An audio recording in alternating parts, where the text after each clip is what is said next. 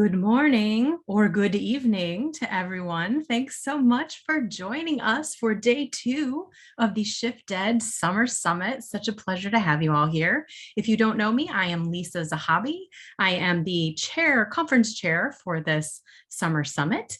And I'm just so pleased to have all of these amazing faces joining us today. So we have a fantastic session for you, and we're just going to kick right into it. A couple of notes before we get started. We are recording these sessions, so if you do not wish to be a part of that recording, please just know this is your time to kind of nope out, as I like to say, or not show your face or not show your video. We will be posting these to our YouTube channel as soon as possible, hopefully within the next 48 hours or so. And then if you also, please note that the live transcript function does work. So if you want to engage that so that you can kind of have a transcription happening during the session, please know that that is there and available for you. So this session today, I am really thrilled to welcome Sudebi, Thakurata, and Probal Banerjee, who are the co-founders of D.epicentre. They also have a whole cadre of amazing design interns and, as they say, their team of design inquirers, which I really love, that are going to join us. We also have our community moderator, Patricia Childers, who's going to be on hand to kind of help the session run, to keep an eye on the chat. So Sudebi and Probal have a whole array of things to talk about. We're going to do some breakout sessions. So I'm going to stop talking and throw it over to them so that we can get started. Thank you, Lisa. And it's a real pleasure to be here. And I was very thrilled after last year's shift, which all of us really enjoyed. When I got the invitation to come back this time, it was really exciting for us. One of the things in terms of why we are doing it the way we are doing it today is also taking some learnings from last year. Last year, the session that I was a part of, the panel of, was absolutely about exploring the kind of dualities that we were all experiencing. And one of the things in that we explored was how we can transition into learning designers from being design educators. And I definitely remember there were those 6 or 7 central questions that we were inquiring about in our different breakout rooms. One of the conversations was also about how the pandemic almost in some way served as a level playing field for both educators and students to come together, because we were experiencing similar kind of difficulties. And we were trying to understand how could we be co-travelers in this process of ambiguity, uncertainty, and complexity, and play a role of, journeying together rather than we having the pressure of doing something because we are the educators and students constantly being dependent on us. With that in mind, Probal, who's the co-founder of D.epicentre, which is the design collective that we had co-founded about 5 years ago, I invited him to be a part of it. And I also wear the hat of being a faculty member for more than 11 years at Srishti Institute of Art, Design and Technology in India. And there are 8 students of Srishti who also have been interning with us over the summer. And we don't really like to call them interns. We like to call them design inquirers, because at the heart of whatever we explore is an inquiry. And we let people find their own inquiry, frame their own inquiry, and reframe their own inquiry, So sensing beyond dualities, which is today's session, unlearning the past and facilitating the future is supposed to be a really interactive, participative, and dialoguing session, where the second part in these 90 minutes will be a panel discussion, while the former part, the first 30 to 35 minutes, will be spent in shaping the design of the panel itself. This is going to be facilitated by me, Sudebi, and in the context of design education, but interspersing the inquiries with a lens of future, lended by Probal, with our collective work on the future of work. And we'll also be supported by our group of interns, as we said, the design inquirers, Nidhi, Abhirami, Gauri, Maitri, Ambika, Anish, Vikash, and Ritu. They are actually sitting in different parts of the world, although in a typical situation, they would have all been sitting in Bangalore. But the pandemic had rendered everything remote. So some of them are sitting in different cities and parts of India. Some of them are in some other countries. So Probal? Yeah, thank you everyone for inviting me to this session. I believe design educators have the responsibility of changing the world, and being a part of this group is very encouraging for somebody like me who's not formally a design educator. So we have about, like Sudebi was mentioning, our team of D-Inquirers, or design inquirers as we call them, are a team of 8 students of design who we have taken through a journey through various projects. Their questions, confusions, struggles, curiosity around the future in a turbulent world have been facilitated by us through a process of finding and reframing their own inquiries. In today's session, there would be provocations from our ongoing work around the crisis of our times, the various futures we might envision, and the enablers and the hindrances of creation of a learning ecosystem. But more importantly, a collective co-sensing of what we are shifting towards while contemplating on what we have shifted from. We welcome you once again to this idea jamming session of ours. Uh, we'd also like to share that this is an ongoing work where our past has guided us to where we are today, and we will be unpacking our findings from this session to come up with insights and recommendations and share it with others. Our team of young design enthusiasts would be a very key part of that, insights and recommendations too. Just to give you an example, some of the prompts and inquiries that have been derived from one of the recent gatherings at a session called Revealing Context, a meeting point in art and social action in Asia, which was organized by Mekong Cultural Hub. This was a part of D.epicentre's larger project in future literacy, future fluency, future competency, and future consciousness that has been progressing since 2019. And we would be taking some of the ideas forward into the Innovation Think Tank by the International Teaching Artists Collective, where Sudebi has been selected as one of the 5 innovators for 2021. Yeah. So just to kind of let you know that this is not a one-off session, we are going to take some of the insights forward, and which is why it's very, very exciting. So how it's going to happen now is that in a few minutes, we'll be breaking into 4 breakout rooms, and our team of design inquirers will actually be taking you through that process. We'll be using a Miro board, and each breakout room will have their own workstations that we have designed. What we're going to do over there is we'll start with helping all of us in the breakout rooms articulate what is the nature of crisis that all of us are going through.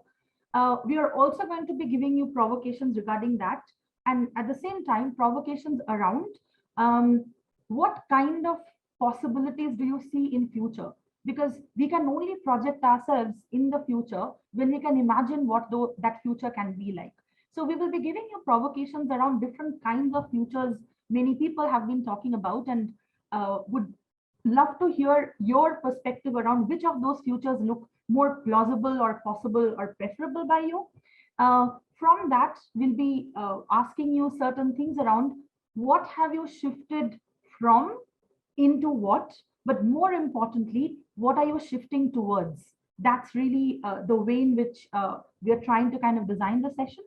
In 30 minutes time, you will be all back in this main part, and about 40 minutes, we are going to share your own opinions through the panel discussion. Okay, and that's about it. I would say that if we can have our breakout rooms now, then you can actually go through that process of coming up with these shifting from, to, and towards. Just to kind of do a recap of what we were doing in the breakout room, we were obviously trying to have our inquiries into, about, and for the futures. And you have had the moments to share about your own sense of what kind of crisis you're facing. Then you also looked into different kinds of futures, and using this kind of a way of pre-COVID versus post-COVID, what was central had become peripheral, what were peripheral had become central, certain things continued to change, or certain things continued. So basically, after having those conversations, this is where we are. We are going to have about 40 minutes of our panel discussion, which is sensing beyond dualities. And we had offered this kind of a framework to frame or filter our thoughts and processes discussed in the breakout rooms, right? So just to kind of say, we'll open it up for different breakout rooms and the groups, and really anyone can speak. But we are very curious to know from what you shifted to what, which is the present. And that's the kind of duality, the from and the to. But as we know, we need to move towards the future. We need to go beyond the dualities. If that is the case, from your experiences, of course, in the context of design education and the world of design, what have you been unlearning? What do we need to unlearn in order to move towards that future? And what do we need to facilitate to bring in the new, and what are therefore the enablers or the hindrances in these processes? That's really the main thing that we would like to talk about. I'll stop sharing our screen over here so that we can get into our panel. So may we request the breakout room 1, if you would like to share your insights with us. Try and keep it to about 5 minutes of sharing so that all the different groups can go over it, and then we can throw the floor open for other conversations. Yeah, I can share my screen, but due to less time, we didn't pick a volunteer. So if anyone from group 1 would like to volunteer to share our findings and discussions. And maybe you can use the timer to stick to the time. Yeah. Can we nominate someone like Anne?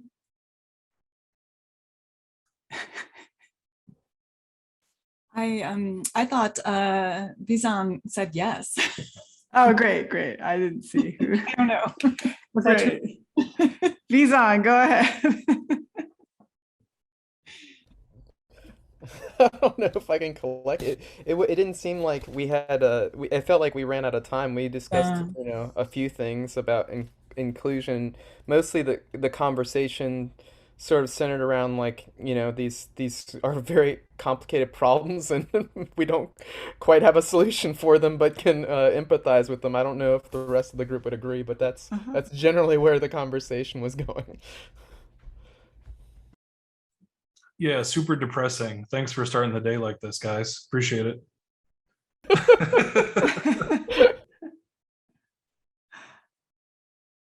So it did give me hope that we're at a juncture of transition or not, and what role that we as just individuals, parents, educators, want to play in helping us to stop and think, what do we do at this transition moment? So I feel like there was a hopeful, maybe I'm a naive optimist forever, but Gary, I really appreciate your perspective today.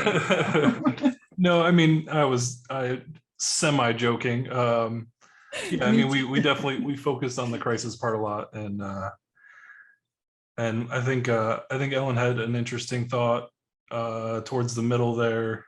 What was the card that we talked about, Ellen? I remember. Oh, about design as cure, as yeah, being the old way. That? Yeah, we talked about how some of us were, educated to think of design as a solution and that it was going to fix things. And that we're now recognizing that actually design is the cause of ecological crisis, exclusionary society, pretty much everything on the list. You could see design processes really supporting those things. And so we're at a real period of questioning that and unlearning it and looking for new models. I think to Anne's point, the part that felt like hope to me, and that part of kind of a downer of conversation potentially is the fact that we're having that kind of conversation, right? Like a few years ago, that might not have even been like central to this kind of conversation. So the idea that we are already reframing some of these things and tackling them, even though like obviously that work is challenging, just the act of getting into it a little bit is hopeful in itself. I think even the version of having a spokesperson has now been like 5 people, and it could be everyone else in our group, is to me a model where we didn't know what we were going to say and we didn't get all the way done, and acknowledging that, and just maybe one of those ones was more generative. I feel like our conclusions are sort of being generated on the fly a bit. So to me, that's also maybe a practice we need to encourage. Yeah, anyone else from this group, including one of our design inquirers, if you want to share something that you kind of picked up, because it's interesting that you are all students, you're going to go into the world of design as practitioners. So what were your thoughts?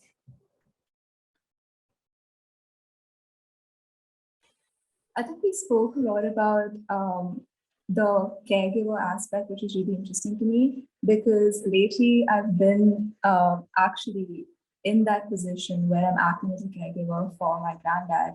So it was really interesting to see how design educators, what they think about this topic and how they think that it should be approached, which I also found myself relating to. So that was something insightful.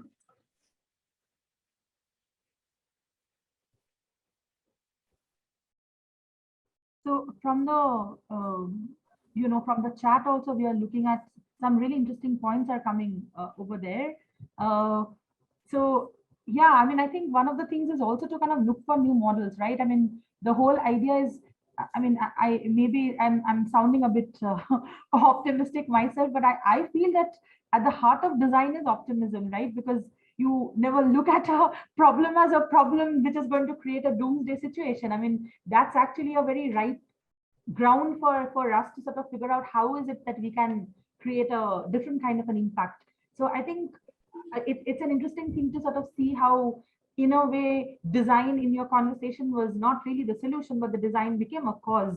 So how can we move from that, the causality and the consequences of the causality of design, and move towards healing? And I also kind of like the fact that people were talking about healing, because if there is a wound, there is an injury, there can be healing, and can design play a role in that? So anyone else who would like to share from this group about anything that we can shift towards? So shifting towards healing, shifting towards identifying, a solution as a problem. What else do you think you will be shifting towards? I think one thing that I observed, and I'm not necessarily speaking for the group, that I've observed as far as shifting in the post-COVID era, is a lot of folks realizing, as far as the joy crisis card, is that a lot of people are just fed up with the monotony of their current lifestyle and are more open to try new things and to do new things and even quit their jobs and try to start their own occupation or their own freelance kind of business or something of that nature. Because of what has happened, because they felt a tipping point in this particular era.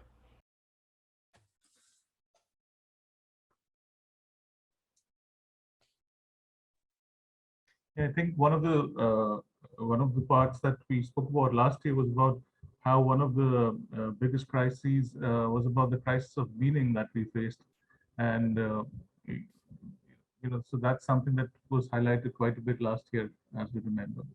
Yeah, and what was very interesting is that one of our a piece of work that we were doing as a part of Meeting Point, and the same thing around looking into the future of the creative economy, we also saw that a lot of practitioners, when they came, the same cards that you were all looking at in terms of which one is the crisis that you actually are experiencing, really, like all of them are important.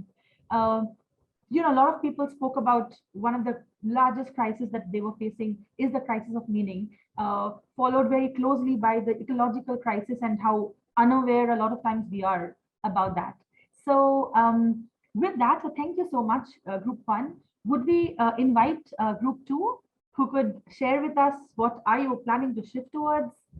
What kind of unlearning, what kind of facilitating that you would be like thinking about? Yeah, I'll share my screen, and Andrea said she'd take us through the session. Thank you. And you can also use the timer on Miro, maybe.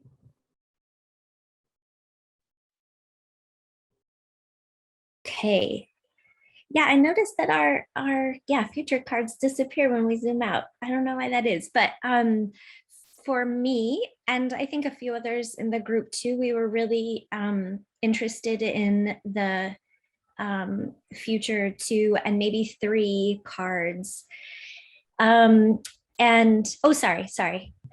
You were in the right spot. I just misspoke. The crisis cards. And then, of course, there seemed to be a lot of overlap between a number of these things. So for me, my work is really focused in anti-racism and disability justice.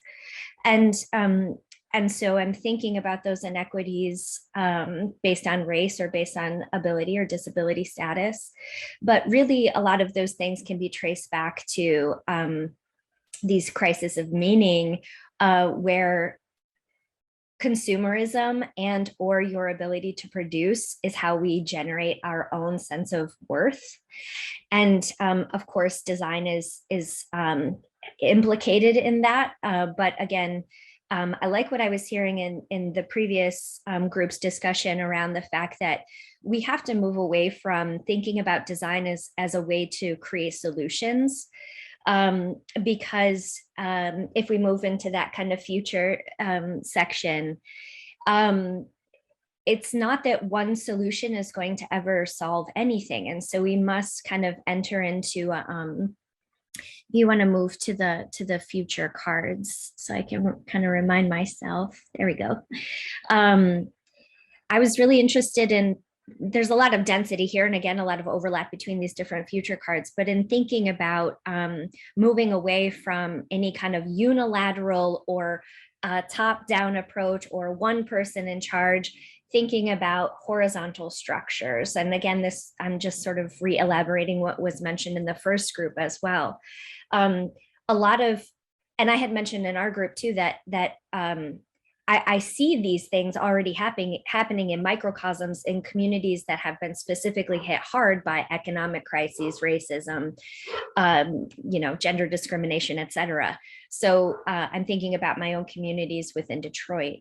So kind of moving to these more, I guess we can move to the next kind of section too.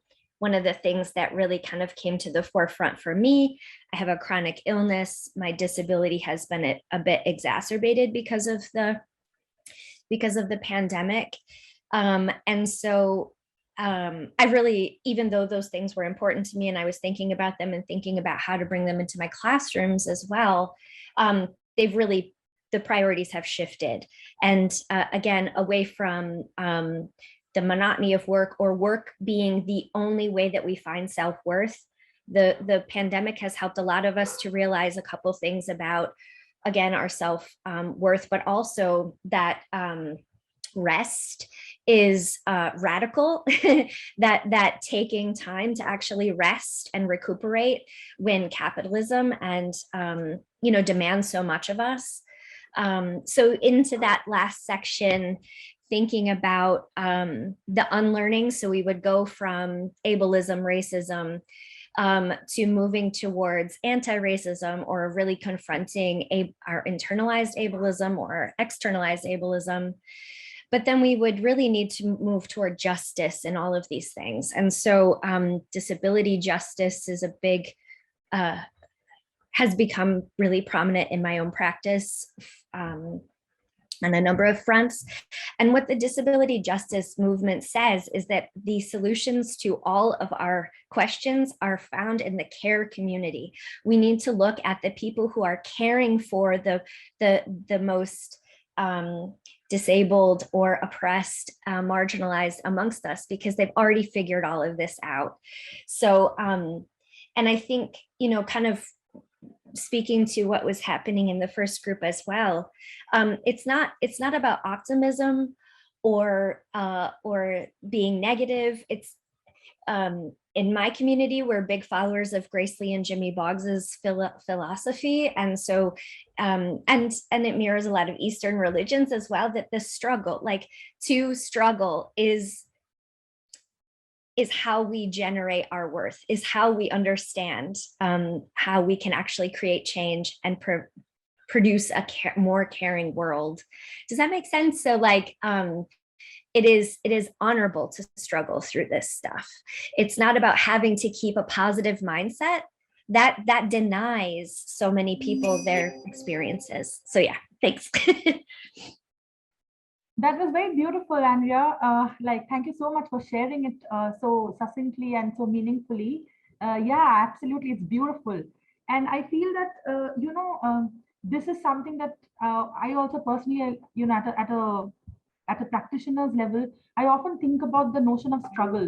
I think unpacking what struggle means, and it might mean very different to different people, and individual struggle, collective struggle, struggle of the self, struggle of the society, and sort of making sense of struggle could actually be a very interesting way to kind of come together. And very often we become so obsessed with, say, so-called equality that equity takes a backseat.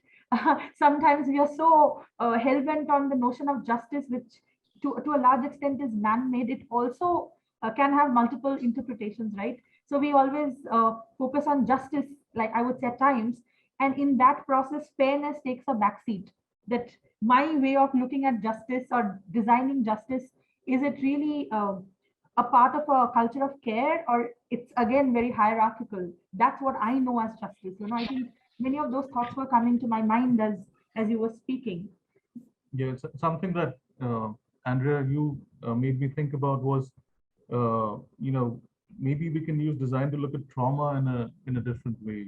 Can somebody was speaking about healing, and can healing happen at a systemic level, and can it be connected not only at an individual level but also at a collective level, where we can deal with whether it's equity or decolonization, or even at a planetary level, which could be ecological or regenerative in its nature.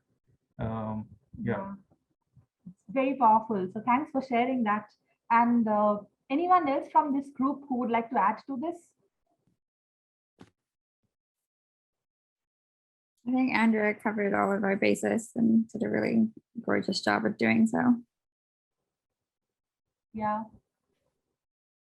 So maybe with that, we invite group 3 to share your insights around what are we shifting towards, or what do we need to shift towards?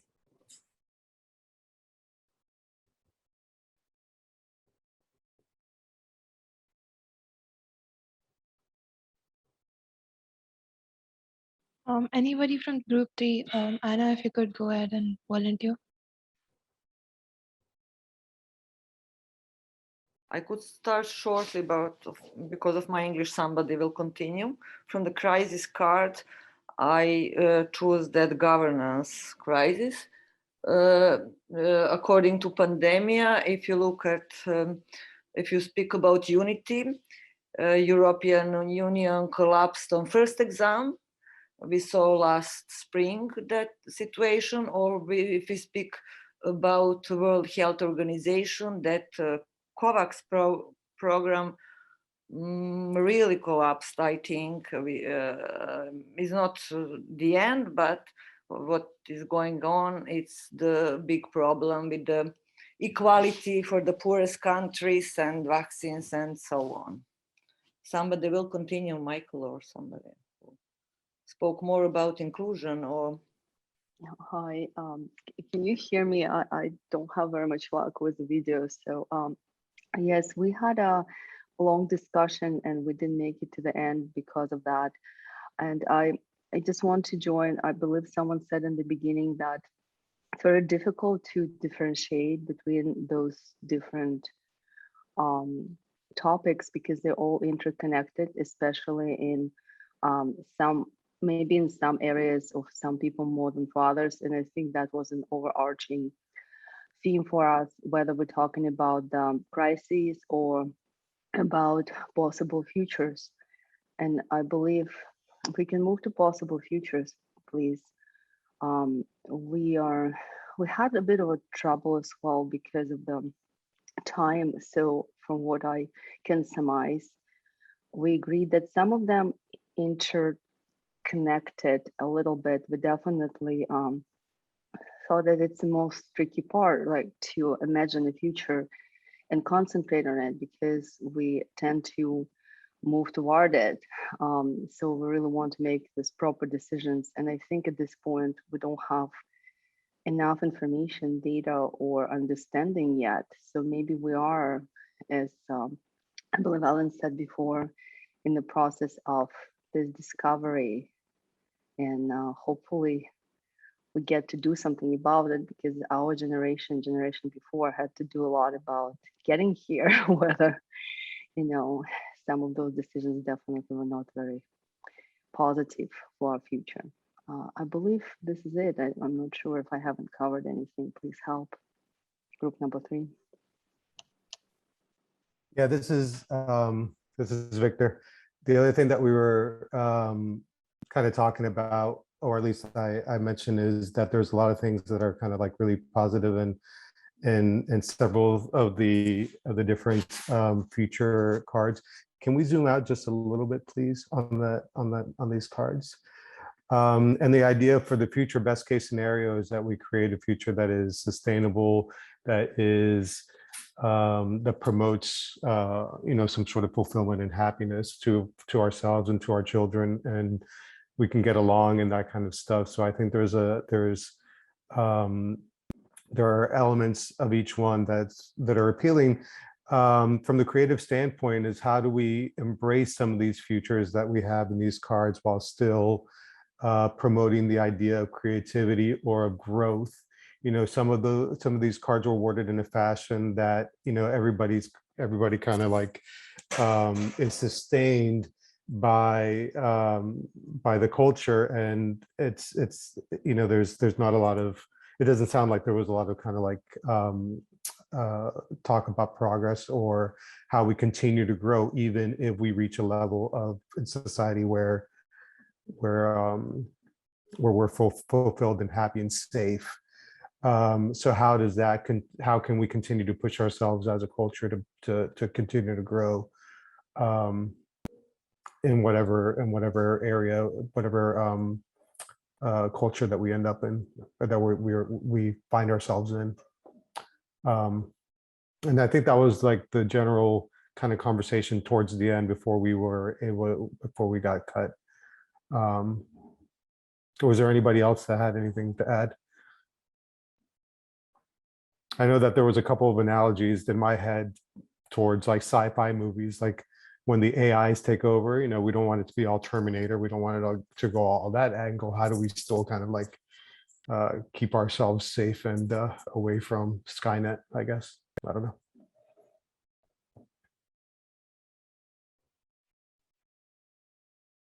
Anyone else here would like to? Have you added anything to the right side of it where it was about shifting towards? No, we didn't have time for that. Yeah. That's fine. So one of the things is that, you know, I mean, as we said, that this is a part of an ongoing work, and we'll talk about it towards the end also, that we will be sharing some questions with all of you. We'll put it on the Slack channel of, you know, ShiftED in a few days' time, and we would absolutely love if all of you share your perspectives there. So it's not just a one-off thing. The crisis cards and the scenario, you know, like the possible alternative future scenario cards that we have given over here are not made up by us, but through our research, we found some really interesting crisis factors and alternative future scenarios in the Journal of Future Studies.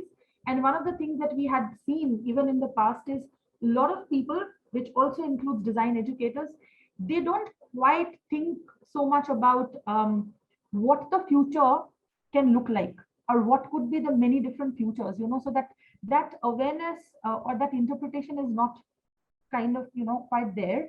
Every time you think about futures, most people think about it more like a sci-fi novel or a sci-fi movie, as opposed to like an interpretation of the past looking into the present and then projecting it, in a really speculative way. So this is also a way in which we are trying to create a provocation and see if it rings a bell.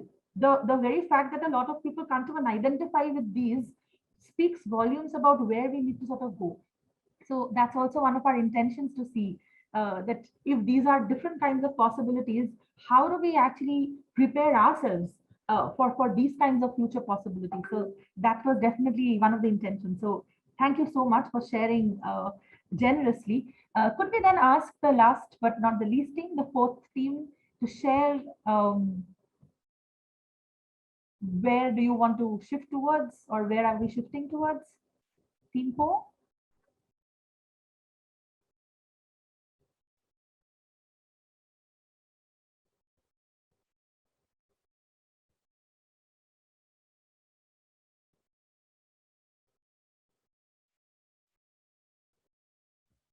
Maybe I can try to do justice to the wisdom of the group. So in terms of the crisis that we're facing right now, I think two stood out, or actually three stood out in particular in the group. The first one being the ecological crisis that we're all witnessing, and it's becoming more and more difficult to ignore.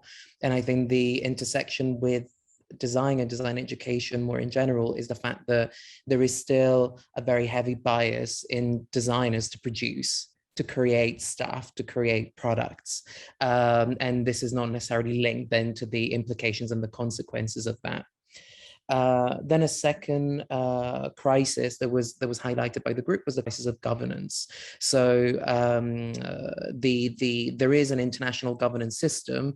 We have the UN, we have international organizations, but the focus still seems to be fairly national, and that is also reflected in some of the feature cards and some of the possible scenarios that this could lead to. So what does it actually mean in terms of policy, in terms of governance? And then the third crisis is more of an individual crisis. It's a crisis of meaning. And so while there has always been a very vibrant, self-help industry, and while, the pursuit of happiness is enshrined in constitutions, all over the world, maybe that there is a crisis there, because I think generally we are sort of coming to terms with the fact that probably meaning and happiness and fulfillment don't necessarily lie with our individual responsibility. There is something greater than the individual, and we're coming to terms with that, possibly thanks to the pandemic as well.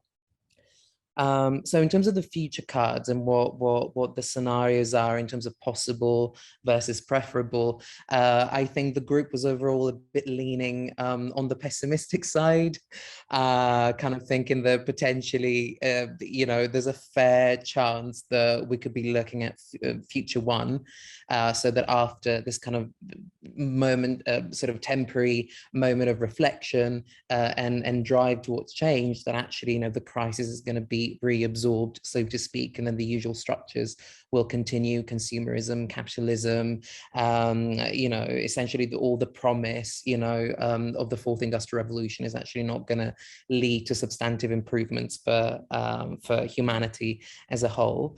However, the group also identified future 7 as a very enticing prospect, and this, I think, actually links back to what Andrea was talking about before, in terms of having societies and structures and systems that are basically more horizontal, more interconnected, rather than having this top-down approach where there is still this very patriarchal system with one man.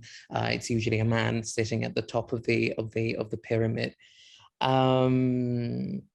In terms of then things that have changed and things that haven't quite changed with COVID, I think the two things that haven't really changed is, again, that pursuit of meaning and fulfillment, and also the importance of relationships, right? So we have been craving for human relationships, for that sense of being connected.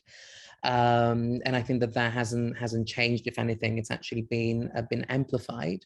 And also, I think Victoria, I think she's gone now, but I think she also highlighted something quite interesting, which is the relationship with public spaces. And so our appreciation probably for public spaces has changed. We may not necessarily inhabit those public spaces differently, but we've definitely felt the lack of them during the pandemic. So there's definitely something that was highlighted by the group. And I think here, I'm not sure I can do justice to this because I think we got cut off when we were getting to this bit in terms of what we're moving from, what we're moving towards, etc. I can probably say that we are moving away from the kind of the grind as a default state, and so deriving that sense of purpose and identity just from working the whole time and running ourselves ragged by doing that. And so we're actually looking towards more a search for meaning in our job. How does that job actually tie into a wider sense of who we are and how we want to show up in the world? And maybe somebody else can also fill in the gaps here, because I'm sure I've left a lot out of my report.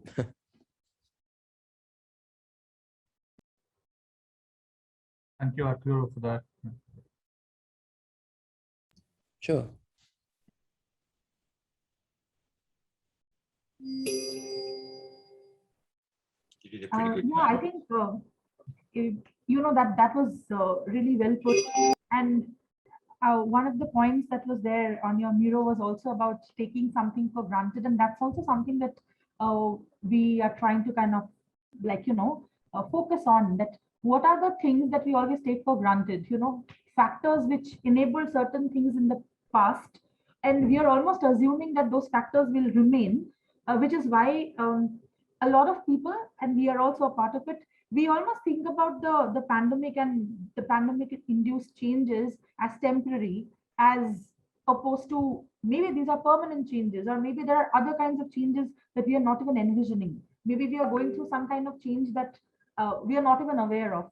So this whole thing of not taking anything for granted, not taking like things that we had got and sort of assume that they are going to continue the way they are, because that kind of creates a system where I used to teach this in the past. Now that the pandemic is happening, all I'm changing is the entire content that I was about to teach. I'm just changing it into an online mode. The change has not really happened from an offline to online. There are so many things which are changing at a personal level, at an interpersonal level, at a planetary level, at almost at an intergenerational level. So again, having the are we really considering this kind of an intergenerational, interrelated, interdependent approach in thinking about the future, and then move forward? Yeah, so one of the thoughts that we have is to provoke what do we need to prepare the next generation for? We won't be able to design processes if we lack perspectives around futures, and that is something that we had in mind when we designed this session, of course. Yeah, and that kind of also makes us think that these days, whatever people work for, people constantly talk about, say, the SDGs, right? It keeps on coming. But the very foundation of SDGs, for example, is something called dignity, right? People, I mean, can we think about SDGs as indicators if we don't consider that underlying foundational basis, which is dignity? And something that's really interesting is, I mean, we have been talking in this panel today about struggle, about rigor, labor, the whole glorification of grind, and a lot of this thing is not taking into consideration dignity as a part of it. We also feel. So how can we design for dignity? Whether you call it inclusion, whether you call it decolonization, whether we call it the multiversal or pluriversal kind of design, but can we think about these very basic human factors in what we are doing? So with that, I mean, we can bring it to an end. Of course, we can go on forever, but we are aware of the fact that although we are not yet done with 90 minutes, but we have another session right after this. We need to give some time for the transition. But really would appreciate you all to continue being a part of our process. I was sharing with Alberto and Lizzie earlier that on the Slack channel, we'll be sharing something that we'll be doing on the 31st of August as a part of creating some kind of a framework, especially for design and art education, where the framework can help all kinds of educators and professionals to have a futuristic lens and bring in those kinds of pedagogical changes, and design those kinds of changes. So if any of you are interested in being a part of it, please do share it with us, write to us. We'll be happy to co-travel with all of you with your insights and perspectives. And thank you all very much for being a part of today. We totally understand it's never adequate, something like this, which is why we wanted to give you provocation from the past. We'll share our Arturo. Yeah, thank you so much. We'll share our email IDs with you. And absolutely, would like to hear like some last words from any of you, if you want to share something, your thoughts, perspectives.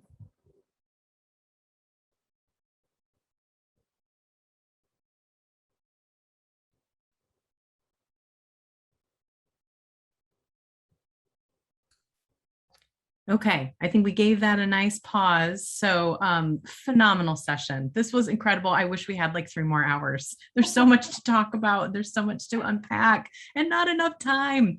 But unfortunately, we do need to give everybody a quick break so that they can run to the bathroom and grab a beverage. But amazing, such amazing work that you all are doing. Thank you so much, Sudebi. Thank you so much, Probal. Thank you so much for all of the design inquirers who came and joined us and led the discussion. And thank you so much, all of you who came and participated and really helped to generate a fantastic discussion that's really needed. Thank you also to Patricia Childers for joining us as the community moderator. Please continue this discussion in the Slack, and please do reach out to Sudebi and Probal because I think they really welcome collaboration with all of us. So as I said in my opening, we can do this if we do it together. So please do make those connections. But for now, I'm going to let everybody go. Our next session is coming up in like 8 minutes. So come join that. It is with Nikki Arnell, and she is doing a workshop on mindfulness, and she's actually going to take us through some mindfulness activities. So it's going to be more of like a hands-on meditative workshop. So please do come join that. She's also going to give you tips and tricks to do that with your students. And then also know we've got more sessions coming up today at 1 p.m. We're going to have some of the authors from the Extra Bold book come and join and kind of talk about bringing some of those themes into the classroom. And then at 4 p.m., we're all going to have Diane Gibbs and a couple of other amazing educators talking about side projects, passion projects, and how those can be really fantastic jumping off boards for things you can do in your career in the classroom. And then we'll end at 7 p.m. Eastern time with Surviving Academia, a social mixer.